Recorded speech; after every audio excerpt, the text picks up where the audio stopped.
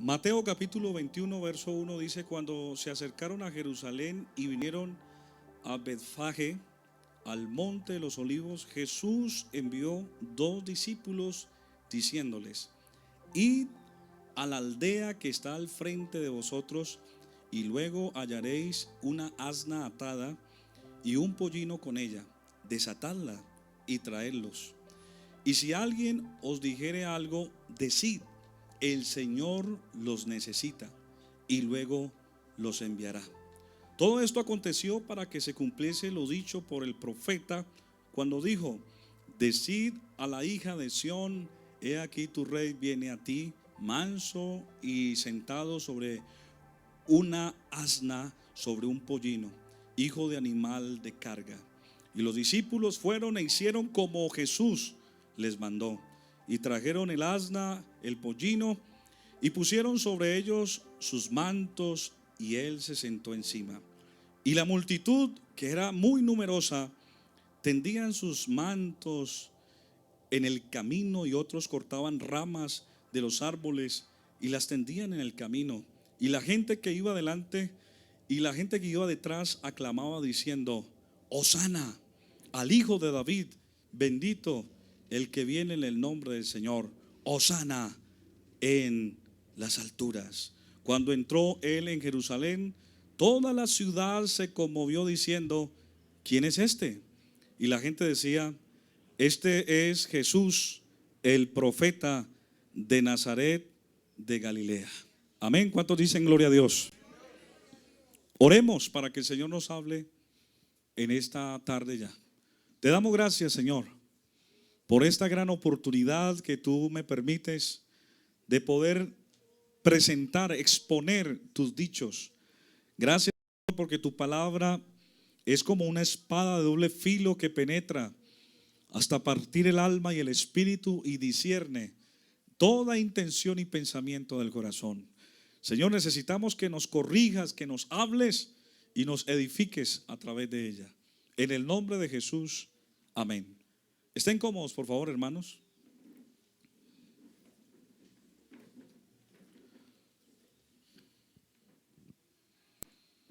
Bueno, quiero aclarar algo por motivos de conciencia frente a los músicos.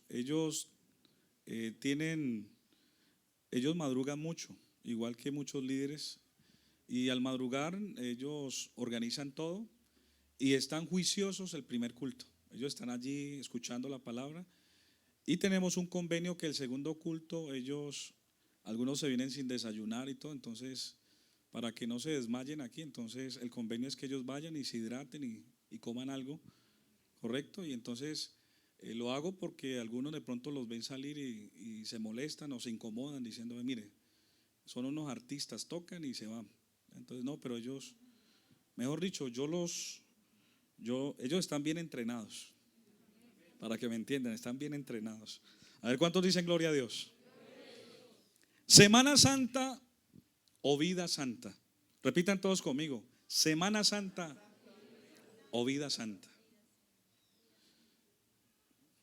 Muchos de los que estamos aquí o están escuchando esta enseñanza se han preguntado: ¿los cristianos evangélicos celebran la Semana Santa? Y si no la celebran, ¿por qué no la celebran? Y si la celebran, ¿cómo la celebran? ¿Alguno se ha hecho esa pregunta? La mayoría venimos de un contexto católico, ¿verdad? Y religioso, y hoy no vamos y no queremos denigrar o hacer algún tipo de comentario despectivo frente a otras organizaciones, simplemente aclarar el por qué y qué significa realmente la Semana Santa. ¿Sí? ¿Usted se ha preguntado eso? ¿Qué es la Semana Santa? Y por lo general en Semana Santa, yo en mi casa no fueron católicos consagrados, pero participaban de alguna manera. Yo me acuerdo de niño que en Semana Santa, pues a mí me gustaba algo que era que no se podía bañar. Entonces imagínense uno de niño que le dieran que no se podía bañar, pues a veces eso era bueno. Que no se, lo malo era que no se podía comer carne, ¿sí? Eso sí no me gustaba para nada. Imagínense, hermano, una semana sin carne, complicado, ¿no? Y bueno, y esas cosas. Y uno lo hacía naturalmente por tradición de sus padres. Yo hace poco, ya siendo adulto y siendo un pastor, le pregunté a mi papá, papá, y de esas confesiones, ¿no? Yo le decía, ¿y usted fue un fiel católico o qué? Entonces él me decía, no, pues lo normal. Ah. Y empecé yo a preguntarle, ¿usted por qué hacía esto y esto y esto? Y él me decía, porque alguien lo veía hacer, pero no sabía argumentarme, no me argumentaba por la Biblia. Entonces yo le decía a él de una forma muy respetuosa, yo le decía, o sea que tú lo hacías por tradición y porque había que hacerlo culturalmente. Y me decía, sí, claro, sí. Pero no había una razón, no había un argumento. Y creo yo que a muchos nos ha pasado lo mismo, que hacemos cosas con muy buenas intenciones, porque no son malas, intenciones de acercarnos a Dios, de sentir que estamos haciendo la voluntad de Dios. A veces decimos, quiero hacer esto para demostrarle a Dios que yo lo amo, y hacemos demostraciones de piedad para acercarnos a Dios, pero a veces no es la forma más correcta, ni tampoco está escrito en la palabra de Dios. Entonces, muchos de nosotros venimos del contexto católico que nos enseñaron de nuestros padres. Yo me he encontrado con personas donde les he presentado el evangelio y algunos no solamente entienden. Me ha tocado, por ejemplo, una vez, hace poco, hablaba aquí con una familia de aquí de Ciudad Jardín, y llegó un momento en que el Señor les reveló, o sea, les reveló el evangelio. Y me acuerdo tanto que ella lloraba, la señora lloraba, y dijo, uy, entendí, pastor, entendí.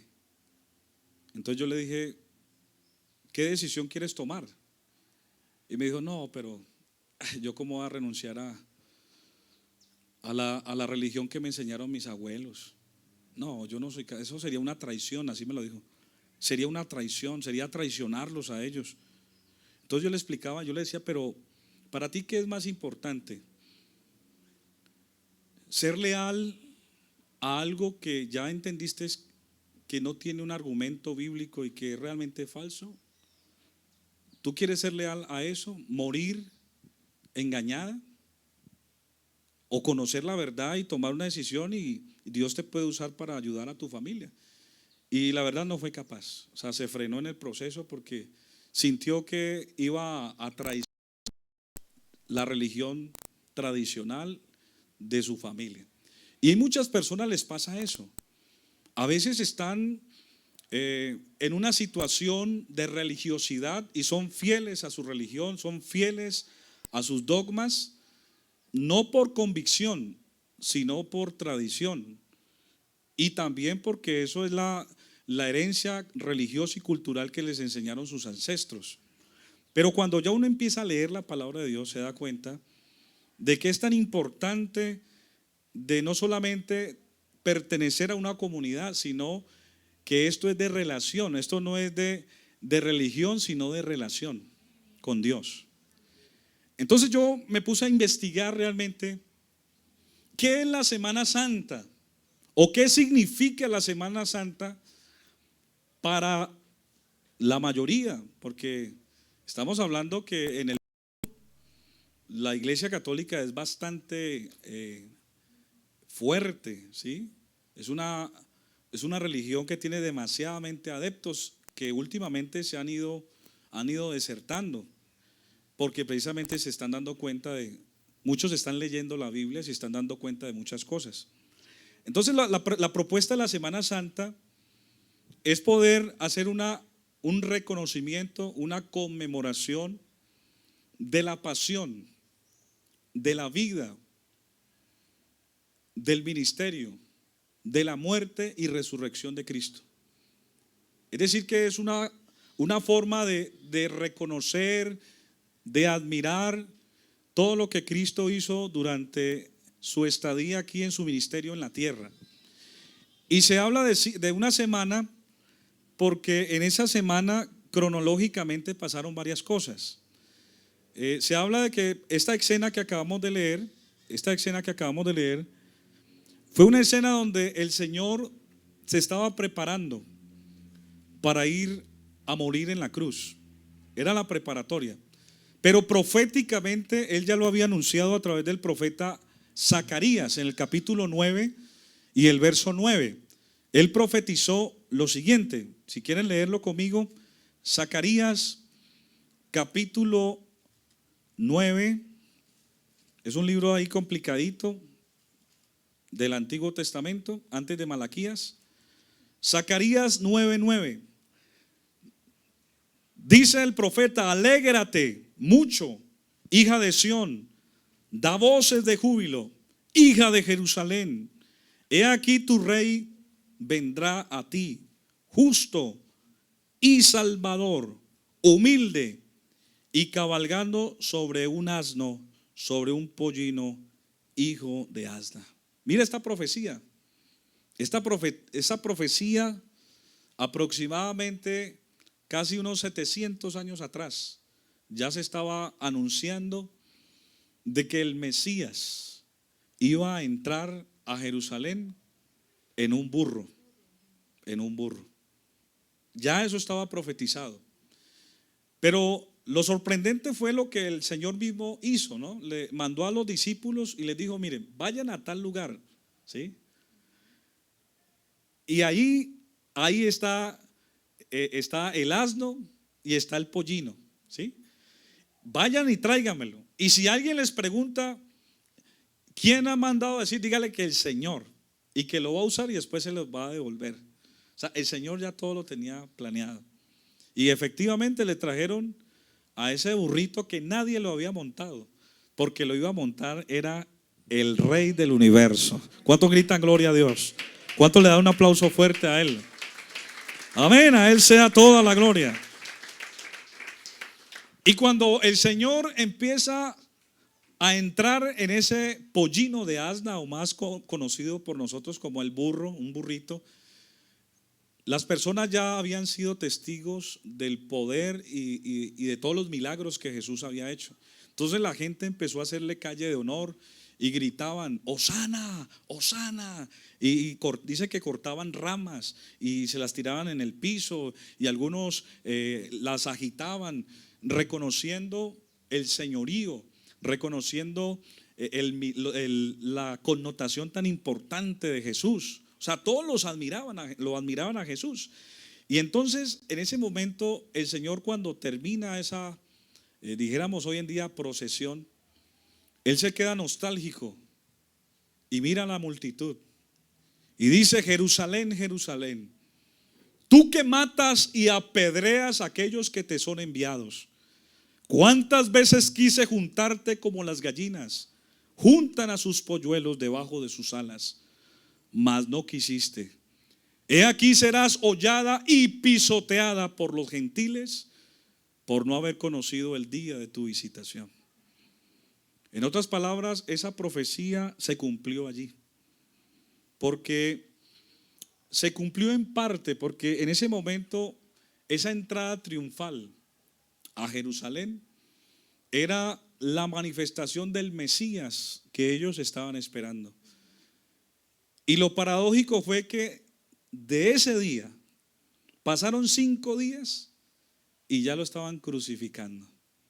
Lo capturaron, lo llevaron injustamente a juicio, le violaron todos sus derechos, no hubo un debido proceso, lo condenaron por injuria, por calumnia, por conspiración. Y cuando estaba allí frente a las autoridades, recuerdo que cuando usted lee esos evangelios, uno se sorprende porque ellos tenían comúnmente la oportunidad de liberar a un preso o alguien que estuviera sentenciado a muerte. Y había un hombre malo, perverso, llamado Barrabás. Todo el mundo sabía quién era él. Era un bandido. Era un tipo que había cometido unas barbaries y estaba prisionero por sus actos. Y entonces Las autoridades del momento no querían como que su conciencia los atormentara por un juicio de un inocente. Ellos querían de alguna manera mitigar la conciencia frente a la culpa. Y entonces le dijeron al pueblo que estaba reunido allí: bueno, ustedes, como bien saben, en esta temporada se puede liberar a alguien que esté sentenciado a muerte. Aquí tenemos a este hombre llamado Barrabás y tenemos también a Jesús. ¿Ustedes a quién quieren que soltemos? Y todo el pueblo empezó a gritar: que suelten. ¿A quién? Que suelten a Barrabás, suéltenlo, sabiendo que era un tipo malo, que había cometido una cantidad de errores y era un hombre malo. Y Jesús estaba allí siendo inocente, siendo un ser maravilloso. Y dijeron: no, suelten a Barrabás. ¿Y qué hacemos con Jesús? Y empezaron a gritar: crucifíquenle, crucifíquenle. 5 días atrás lo estaban elogiando, estaban haciéndole una calle de honor, pero 5 días después lo estaban crucificando. Por eso hoy domingo, hoy es el domingo de Ramos, ¿sí? Según el mundo católico, el domingo de Ramos, celebrando la entrada triunfal de Jesús. Pero el próximo domingo es el domingo de resurrección, donde el mundo católico reconoce y hace un reconocimiento de esa resurrección de Cristo. Pero yo quiero que analicemos algo, y es: ¿por qué cuando todos nosotros no conocíamos el evangelio como tal, ahora como lo conocemos, y celebrábamos todo esto, que no comíamos carne a veces, algunos más consagrados, y practicábamos la cuaresma, que son 40 días, digámoslo así, de ayuno, porque es una forma de representar el ayuno que hizo Jesús? Y que en esta semana es una semana donde muchos aprovechan para hacer procesiones, para hacer penitencias. Hay personas que de pronto no tanto ahora en las ciudades, pero en los campos, en los pueblos, hacen muchas procesiones y hacen penitencias, donde algunos se golpean la espalda, caminan arrodillados, ¿cierto? Suben a cerros. Aquí se acostumbra mucho a ir a Buga, a pie o en cicla. Usted ahorita sale y ve un poco por la vía. No sé si vieron a muchos por ahí en bicicleta, ustedes los van a ver yendo hacia Buga. Y todas esas cantidades aquí hay una bugueña, ¿cierto? Una bugueña, ve como esas procesiones por allá. Y uno dice, pero ¿por qué ellos hacen todo eso una semana? Y el resto de la semana, o el resto de los años, perdón, de los meses, ¿qué pasa? Entonces la pregunta es: si yo voy a guardar una semana absteniéndome de tantas cosas, de alimentos, de comidas, yendo religiosamente a la iglesia, viéndome las películas, porque hay una cantidad de series que ahorita estos días vamos a ver, y yo solamente me consagro una semana recordando esta escena de Jesús y lo que Él vivió, y el resto de las semanas y de los meses, ¿qué pasa conmigo? ¿Será que Dios acepta eso? Yo les pregunto a ustedes, ¿será que Dios acepta eso? Es importante reflexionar sobre esto, porque muchos a veces no saben o dicen: no, yo lo hacía porque me enseñaron mis padres a guardar la Semana Santa, a hacer esto. Otros dicen: no, yo no soy religioso y respeto, y por esa razón yo no lo hago, o de vez en cuando voy. Aquí no se interesa si usted lo hace o no lo hace. Lo importante es que usted reflexione y que sepa realmente por qué lo hace. Para nosotros cristianos, la Semana Santa no solamente es una semana. Para nosotros lo que pasó, o lo que el mundo católico muestra o quiere mostrar en esta semana, nosotros lo reconocemos y lo vivimos todo el tiempo. Para nosotros, Jesucristo vino a este mundo a salvar a los pecadores. La Biblia dice: de tal manera amó Dios a este mundo que dio a su Hijo unigénito, para que todo aquel que en él cree no se pierda, mas tenga la vida eterna. Y amén, hermano, y él no vino a condenar al mundo, sino que el mundo fuera salvo por él. Alábelo, hermano, alábelo en esta tarde. A eso vino Jesús. Ahora nosotros en un tiempo le negamos, en un tiempo lo rechazamos, en un tiempo fuimos enemigos de él, pero ahora ya no somos enemigos de él. Él nos reconcilió.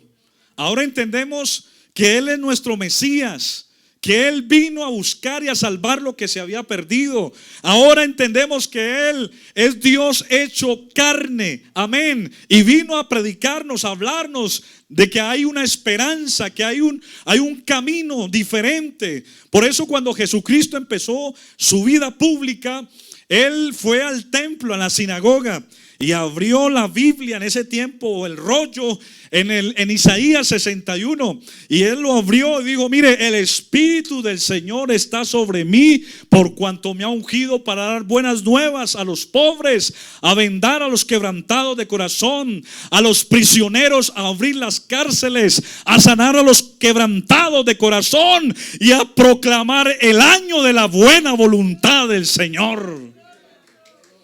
Hermanos y amigos, el evangelio es el mensaje más poderoso que existe. Y si alguien quisiera en esta semana celebrar realmente la Semana Santa, tendría que confesar que Jesucristo es el Salvador del mundo. No solamente cargando un muñeco, sino presentándolo como el Mesías, como el hombre que realmente, el Cordero de Dios, perdón, que quita el pecado del mundo. Miren, la Biblia dice en Primera de Pedro capítulo 1 y el verso 10, el apóstol Pedro dice algo impresionante, que cuando uno lo lee con calma y una forma coherente, con sentido común, uno se queda aterrado de la época que nos tocó tan especial. Dice Primera de Pedro capítulo 1 verso 10, dice: todos los profetas que profetizaron de la gracia destinada a vosotros inquirieron y diligentemente indagaron acerca de esta salvación. Escuchen esto, verso 11: escudriñando qué persona y qué tiempo indicaba el Espíritu de Cristo que estaba en ellos, el cual anunciaba de antemano los sufrimientos de Cristo y las glorias que vendrían tras ellos. Y escuchen esto: a ellos no se les reveló, amén, no se les reveló que no para sí mismos, sino para nosotros administraban las cosas que ahora son anunciadas por los que han predicado el evangelio por el Espíritu enviado del cielo, cosas en las cuales anhelan ¿qué? Mirar los ángeles. Quiere decir, hermanos, que cuando Jesús vino aquí e hizo todo ese ministerio de 3 años y medio aproximadamente, todas esas personas, algunos creyeron, otros no, pero el pueblo de Dios, los israelitas, ellos no entendieron el día de su visitación. Ellos lo mataron, ellos se burlaron de él, lo pisotearon, lo escupieron, lo laceraron, lo maltrataron, lo desnudaron vilmente, tiraron suerte sobre sus ropas, le pegaban con una caña en la cabeza, le pusieron una corona de espinas, le atravesaron sus sienes, lo colgaron en un madero, se burlaban de él. La gente pasaba y meneaba la cabeza y decía: a muchos salvaste, sálvate a ti mismo. Y algunos se burlaban de él. Todo eso se cumplió para que las palabras del profeta Isaías en el capítulo 53 se hicieran evidentes. Él dijo: ¿quién ha creído a nuestro anuncio? ¿Y sobre quién se manifestará el brazo del Señor? Subirá cual renuevo delante de él como raíz de tierra seca. No habrá parecer en él ni hermosura le veremos, más inatractivo para que le deseemos. Iba a ser despreciado y desechado entre los hombres, pero iba a ser un varón de dolores, experimentado en sufrimiento. Y como que íbamos a esconder el rostro, fue menospreciado y no le estimamos. Pero ciertamente Él iba a llevar nuestras enfermedades, iba a sufrir nuestros dolores. Lo íbamos a tener como azotado, como herido de Dios y abatido. Mas el herido iba a ir por nuestras rebeliones, molido por nuestros pecados. El castigo de nuestra paz iba a ser sobre Él, y por su llaga fuimos nosotros sanados. Hermano, dé ese aplauso fuerte al Señor en esta mañana.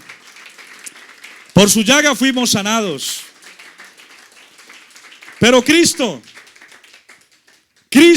y eso es lo que muchos no entienden en esta Semana Santa cuando vemos las películas. Una de las más cercanas a la realidad fue la de Mel Gibson, ¿se acuerdan? Donde las escenas son bastante cruentas, dolorosas y un poco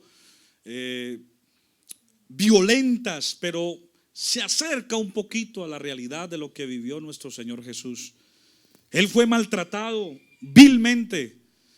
Y cuando uno ve esas películas, muchos en Semana Santa lloramos, ¿cierto? Llorábamos antes de conocer al Señor como lo conocemos ahora, ¿verdad? Llorábamos.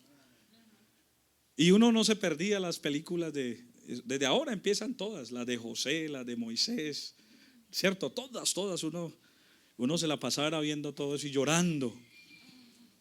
Pero ya el lunes, otra vez, a la vida normal, ¿cierto? Ya se acabó la Semana Santa, se acabó la reflexión.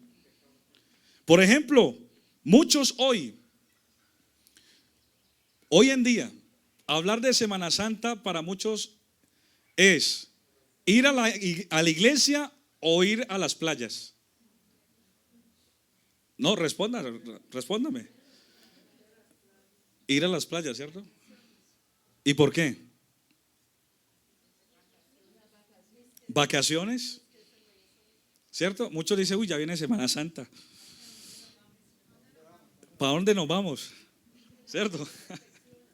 Sí, claro, o sea, hoy en día hablar de Semana Santa, ya muchos, hermano David, no piensan en reflexionar a buscar a Dios, sino vacaciones. ¿Y por qué lo piensan así? Porque no hay un conocimiento revelado. Mire, cuando uno tiene un conocimiento revelado de que no es una Semana Santa, es una vida santa, donde yo entonces tengo una experiencia personal con Dios, con Jesús, por lo que Él hizo. Mire, Él estando ahí en la cruz, Él no se quedó en la cruz.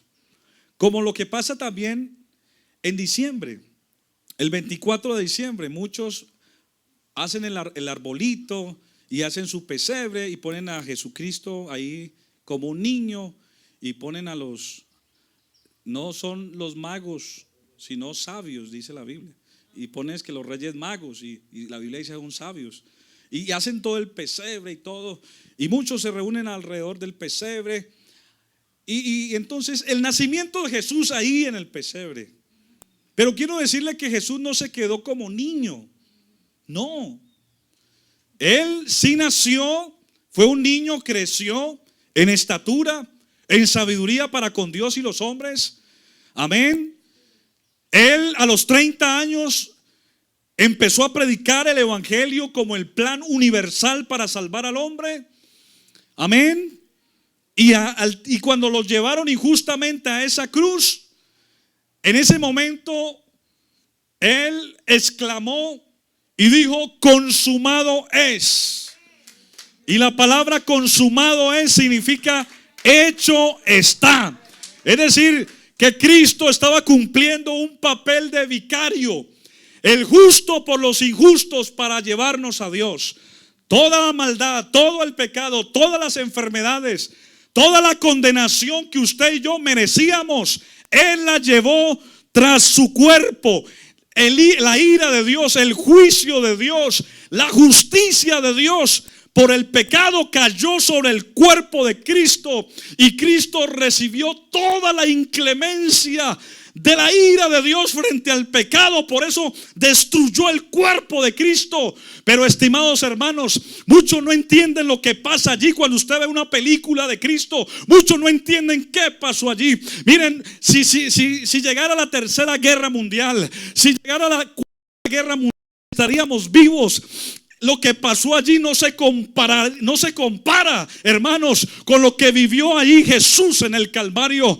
Todos los demonios seguramente que fueron expulsados del cielo estaban ahí presenciando, amén, aquel autor de la vida. Estaban ahí. Dijimos ya, se ha ido mucho, se ha ido Abraham, se ha ido David, se han ido todos esos grandes hombres. Aquí tenemos a este que supuestamente iba a salvar a la humanidad, pero lo tenemos colgado, ya lo tenemos sentenciado a muerte, ya no va a pasar de esta. Pero la muerte y el diablo no sabía lo que estaba pasando allí. ¿Sabe? El enemigo no sabía a lo que se estaba enfrentando. Por eso dice la Biblia: por cuanto los hijos participaron de carne y sangre, él participó de lo mismo para destruir por medio de la muerte aquel que tenía el imperio de la muerte, es a saber, al diablo, y librar a aquellos que por el temor de la muerte estaban sujetos a servidumbre. Dale un aplauso fuerte al Señor de gloria. Bendito sea su nombre. Por eso dice la Biblia que fuimos rescatados de nuestra vana manera de vivir, la cual heredamos de nuestros padres, no con cosas corruptibles como oro o plata, sino por la sangre preciosa de un cordero que fue inmolado desde antes de la fundación del mundo. Hoy yo estoy sintiendo el Espíritu Santo en esta tarde aquí. Sí lo está sintiendo, hermano. Adore, hermano, adoremos un momento al Señor. Amén.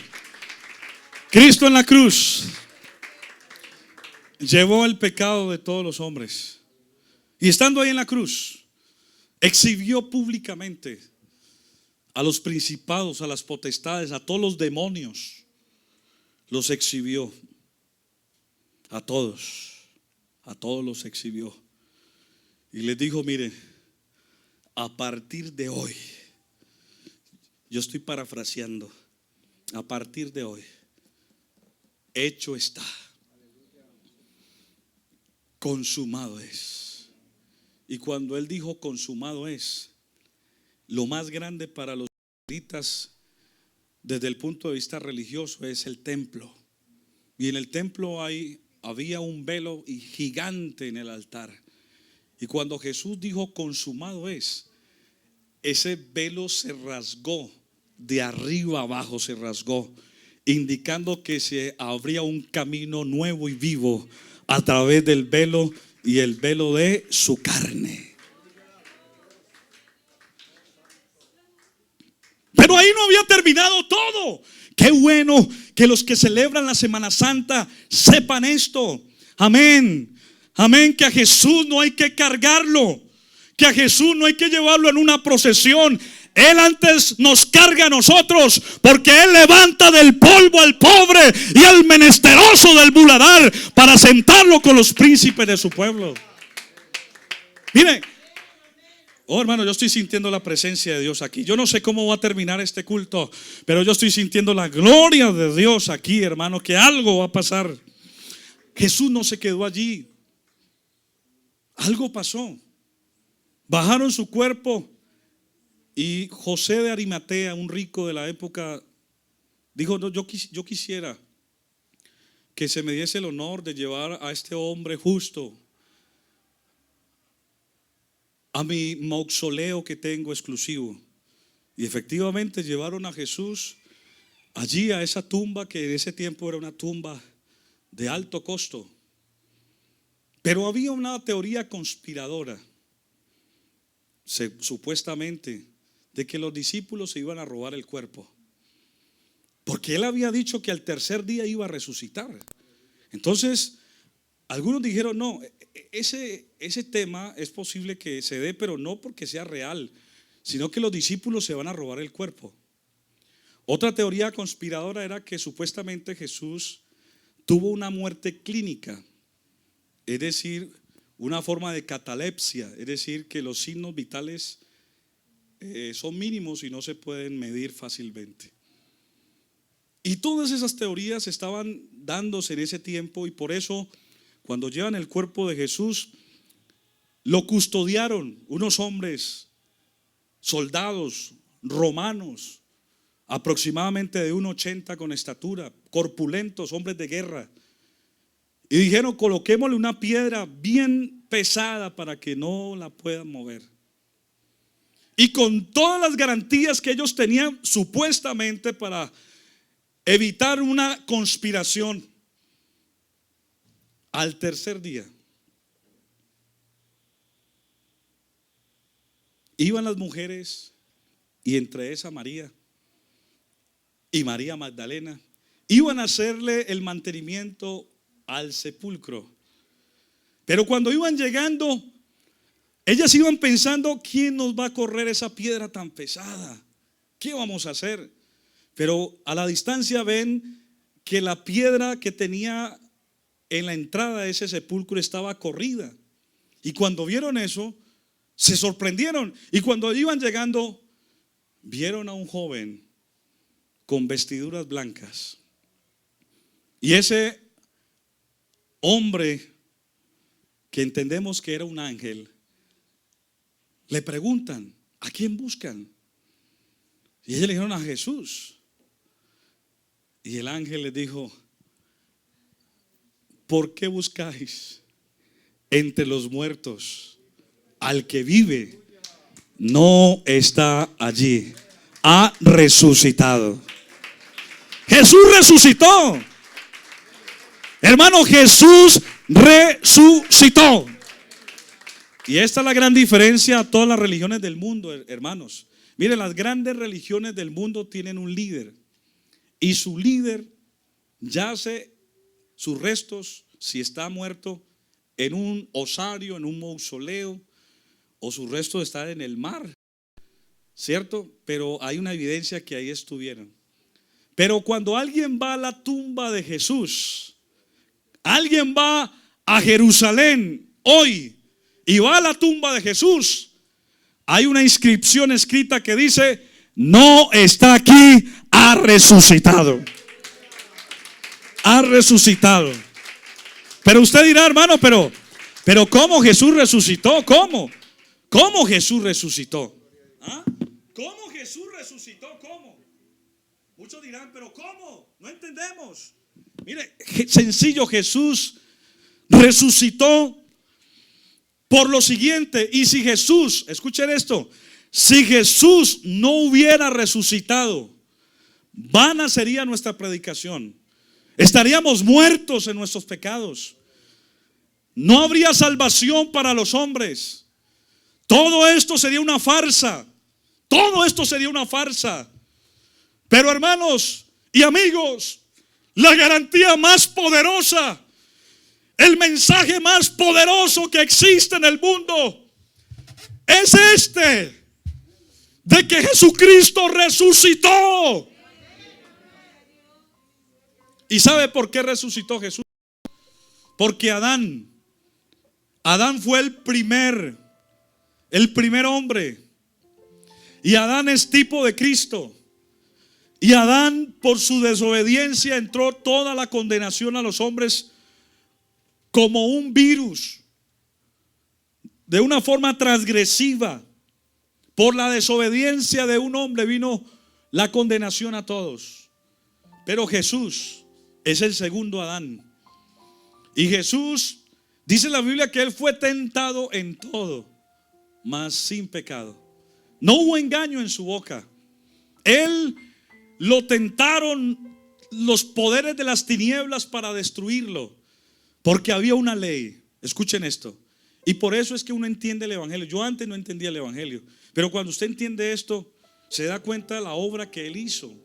Mire, ¿sabe cuál es el secreto del evangelio? Que en Adán entró el pecado a manera de transgresión, pero Jesús es el segundo Adán. En otras palabras, un nuevo prototipo de hombre. Lo que no hizo Adán, lo hizo Jesús. Jesús dijo: no, así me lleguen todas las tentaciones, voy a resistirlas. Y dice la Biblia que Él fue tentado en todo, pero no pecó. Y fue obediente hasta la muerte, y muerte de cruz. De manera que la ley que había frente a la muerte no se cumplió en Él. Porque la paga del pecado era muerte. Es decir, todos los que pecan, había un poder legal. La muerte estaba acostumbrada a llevarse a todos los pecadores. Todos los que caían en el Seol, la muerte decía: llegó comida. Oh, llegó llegó y amontónenlo allá, arrúmenlo allá, arrumen. La muerte es insaciable, pero se equivocó con Jesús. Porque Jesús fue hasta el extremo y no falló, no pecó, no hubo engaño en su boca, nada. De manera que cuando Él muere, yo me imagino la muerte como de costumbre fue a llevarse el cuerpo de Cristo. Y me voy a llevar este cuerpo. Hizo mucha bulla, hizo muchos milagros, pero me lo voy a llevar. Y cuando la muerte se va a llevar el cuerpo de Jesús y empieza a observar que no había nada de pecado, nada, absolutamente nada, dice la Biblia: suelto los dolores de la muerte, por cuanto era imposible que la muerte lo pudiese retener. Se levantó victorioso al tercer día, proclamando la victoria el Señor, diciendo: toda potestad me es dada en el cielo y en la tierra, y tengo las llaves del infierno y de la muerte. Él ya había sentenciado a la muerte. Le dijo: muerte, yo seré tu muerte, sepulcro, yo seré tu victoria. Por eso en esta mañana, hermanos, estamos celebrando la victoria de Cristo. Cristo vive, Cristo vive. Él se levantó de la tumba y estamos celebrando eso, hermano. No estamos celebrando una semana, sino todo el tiempo lo que Él hizo por nosotros. ¿Cuánto le da un aplauso fuerte a Él? Dile: Cristo vive. Y si Cristo resucitó, escuchen, si Cristo resucitó, Él es la primicia y la garantía que usted y yo un día nos vamos a levantar también del sepulcro. Sea que vivamos, si estamos vivos, vamos a ser transformados. Y si morimos, vamos a ser transformados, resucitados en gloria. Por eso, sea que vivamos o sea que muramos, somos del Señor. ¿Y cómo es esto? Se siembra en debilidad, resucitará en poder. Se siembra en deshonra, resucitará en gloria. Se siembra en corrupción, resucitará en corrupción. Porque es necesario que esto mortal se vista de inmortalidad y esto corruptible se vista de inmortalidad. Y cuando esto mortal sea investido, esto mortal se vista de inmortalidad, entonces se cumplirá la palabra escrita: sorbida es la muerte en victoria. Sorbida es la muerte en victoria. Lo más importante de esta Semana Santa no es que las personas hagan una procesión, ni hagan penitencias, ni deje de comer carne, ni se deje de bañar, en algunos de los peores casos, sino que usted entienda lo que Cristo hizo para salvarnos. Fue maravilloso, hermano. No existe otro conocimiento como este. Pablo dice: hablamos sabiduría entre los que han alcanzado madurez, y no sabiduría de este siglo, ni en los príncipes de este siglo que perecen, sino que hablamos sabiduría de misterio oculta, la cual Dios predestinó desde antes de la fundación del mundo, la que ninguno de los príncipes de este siglo conoció. Porque si la hubiesen conocido, jamás habrían crucificado al Señor de gloria. Antes bien, como está escrito, cosa que ojo no vio, ni oído yo, ni ha subido el pensamiento humano, es la que Dios ha preparado a los que le aman. Y Él nos la reveló por el Espíritu. Porque nadie, hermana Claudia, nadie conoce las cosas de Dios sino el Espíritu de Dios.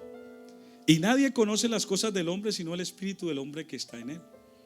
Así nadie conoció las cosas de Dios sino por el Espíritu. Y nosotros no hemos recibido el Espíritu del mundo, sino que hemos recibido el Espíritu de Dios para conocer todas las cosas. Quiero terminar diciéndoles: lo más importante del cristianismo es que un creyente sepa lo que Cristo hizo por nosotros. Él vino a morir por nosotros. Recuerde siempre eso, hermanos. Él vino a morir por nosotros.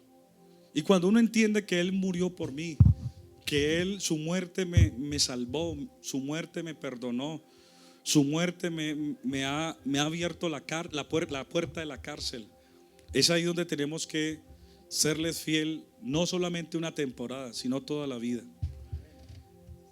No somos perfectos, pero vamos hacia la perfección. Filipenses 1:6 dice: estando persuadidos de esto, que el que empezó la buena obra la perfeccionará hasta el final. ¿Sí o no?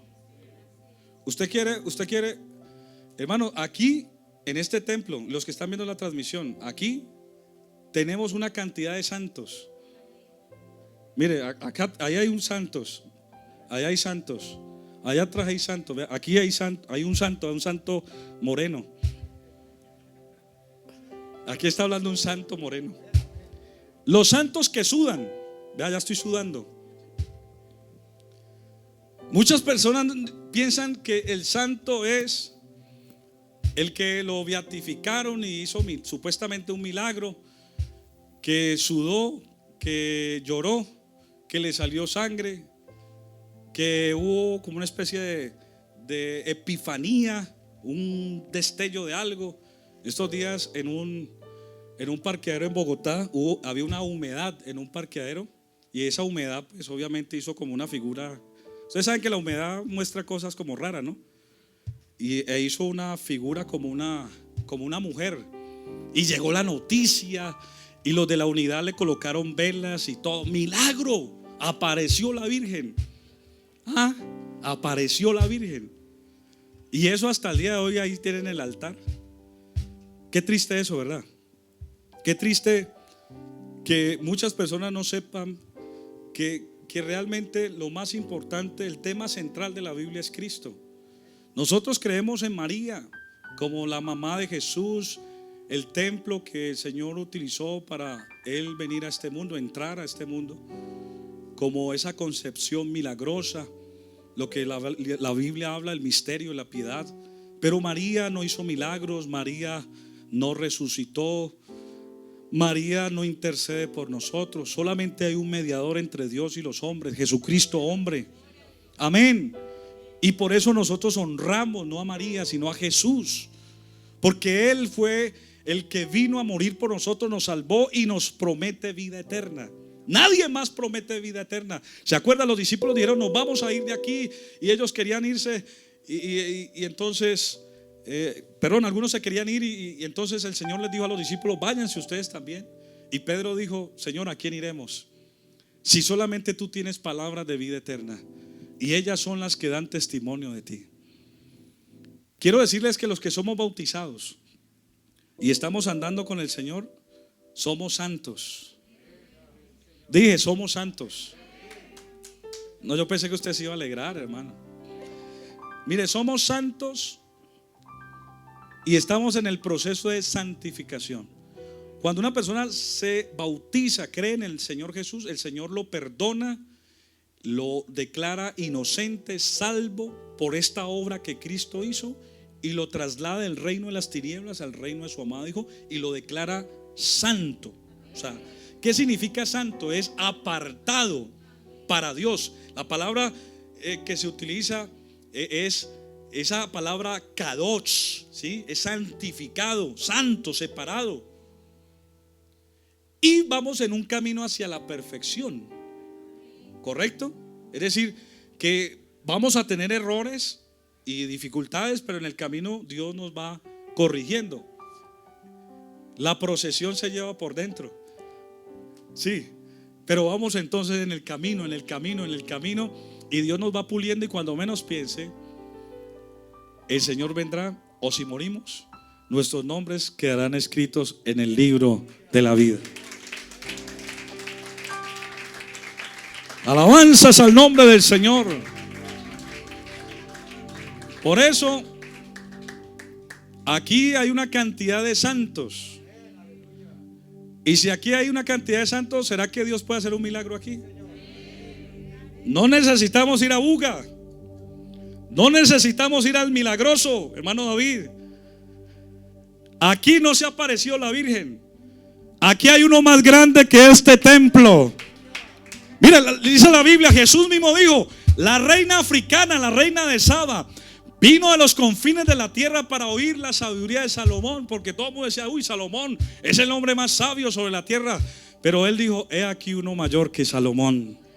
Aquí en esta mañana o tarde ya, yo quiero invitarles a estar en pie, porque yo creo en un milagro. Yo creo en un milagro. Hay pocos amenes, pero yo creo en un milagro hoy. Muchas personas, cuando van a buscar los santos y las procesiones, hermano Diego, ¿a qué van? A buscar un milagro, ¿sí o no? Yo me acuerdo que mi papá nos llevaba a Buga, al milagroso, sí, al milagroso. Y me acuerdo que nos colocaba escapularios. Y uno, claro, uno respetando eso. Yo me acuerdo que uno todo rebelde, en el tiempo era un adolescente, menos, era un preadolescente. Y uno llegaba todo rebelde allá, y cuando se ponía esos escapularios uno ya andaba uno como derechito, ¿cierto? Sentía como que le habían puesto algo sagrado, ¿no? Algo sagrado. Pero hermanos y amigos, realmente, mire, ser santo es algo mucho más grande. Es más que llevar un escapulario. Es más que hacer 7 estaciones en una iglesia, o subir al cerro de las cruces arrodillado, o lacerarse la espalda con látigo, o hacer una cantidad de rudimentos que realmente no te van a declarar santo ni te van a ayudar. Lo único que te hace santo es que te arrepientas y te bautices en el nombre de Jesús para el perdón de tus pecados. Es lo único. Y ahí no vas a vivir solamente una temporada, una Semana Santa, sino una vida completamente santa, separado para el más grande, para el dueño de tu vida, para el dueño del universo, que se llama Jesús. Amén. Y termino con esto. Uno, cuando iba a la basílica, al Santo Caído y todo ese tema, uno iba buscando un milagro, ¿cierto? Entonces yo quiero decirle al Señor que con todos estos santos que hay aquí, que haga un milagro. Cada uno de nosotros vamos a pedirle un milagro al Señor. ¿Qué quieres, hermano Jonathan, que Dios te haga? ¿Quieres un milagro hoy, cierto? Levanten la mano los que queremos un milagro. Un milagro es algo que es sobrenatural, que es algo que no podemos hacer nosotros, que está por encima de nuestra voluntad, de nuestra capacidad humana, pero Dios sí lo puede hacer. Oremos. Señor, en este momento, Padre, necesitamos un milagro, Dios. Oh, mi Dios, hemos entendido, se nos ha revelado que tú eres el Dios poderoso. Amén, que tú eres el Salvador del mundo. Señor, que tú viniste, amén, no solamente, amén, te manifestaste como un niño, sino que tuviste una vida pública, un ministerio público. Fuiste a la cruz y resucitaste con poder al tercer día. Amén, y proclamaste la victoria sobre los principados, potestades. Y hoy somos libres por esa obra que tú hiciste en el Calvario. Por eso en esta tarde ya, Señor, yo te pido un milagro. Señor, tú puedes llenar a alguien con el poder del Espíritu Santo. Señor, tú puedes bautizar con el Espíritu Santo a alguien. Tú puedes liberar a alguien en esta tarde de toda cadena, de todo problema. Tú puedes responder a una petición que alguien tenga. Señor, tu Espíritu Santo está aquí en este lugar. Amén. Y como pastor misionero, por la gracia de Dios, declaro un milagro sobre la vida nuestra, en el nombre del Señor Jesucristo. Y dale ese aplauso fuerte. Dile: Señor, yo creo en ese milagro que espero. Yo creo en tu bendición. Yo creo en tus promesas. Yo creo en todo lo que tú puedes hacer. Amén. A ver, todos aplaudiendo la presencia de Dios. Cristo vive. Amén. Quiero decirle que Cristo vive. ¿Cuántos creen que Cristo vive? Cristo vive. Cristo vive. Cristo vive. Amén, todos con las palmas. Cristo vive. Cristo vive. Cristo vive. Cristo vive. Mi Salvador no está muerto. Él no está muerto. Él no está en una tumba. Él no está en una tumba, no. Mi Salvador no está muerto. Él resucitó. Pues Él resucitó. Amén. Mi Salvador no está muerto. Amén. Él no está en una tumba. Mi Salvador no está muerto. Dios. Pues Él resucitó. Cristo vive, Cristo vive, Cristo vive. Cristo vive, Cristo vive, Cristo vive. Cristo vive, Cristo vive, Cristo vive. Cristo vive, Cristo vive, Cristo vive. Mi Salvador no está muerto. Resucitó. Él no está en una tumba. Mi Salvador no está muerto. Él resucitó. Pues Él resucitó. Mi Salvador no está muerto. No, no. Él no está en una tumba. Él Mi resucitó. Salvador no está muerto. Pues Él resucitó. Todos conmigo. Cristo vive, Cristo vive, Cristo vive. Que se oiga. Cristo vive, Cristo vive, Cristo vive. Cristo vive, Cristo vive, Cristo vive. Cristo vive, Cristo vive, Cristo vive. Amén. Fuerte ese aplauso para el que venció, para el inmortal, para el invisible, el que habita en luz inaccesible, al que ninguno de los hombres puede ver y ha visto. A Él sea toda la gloria.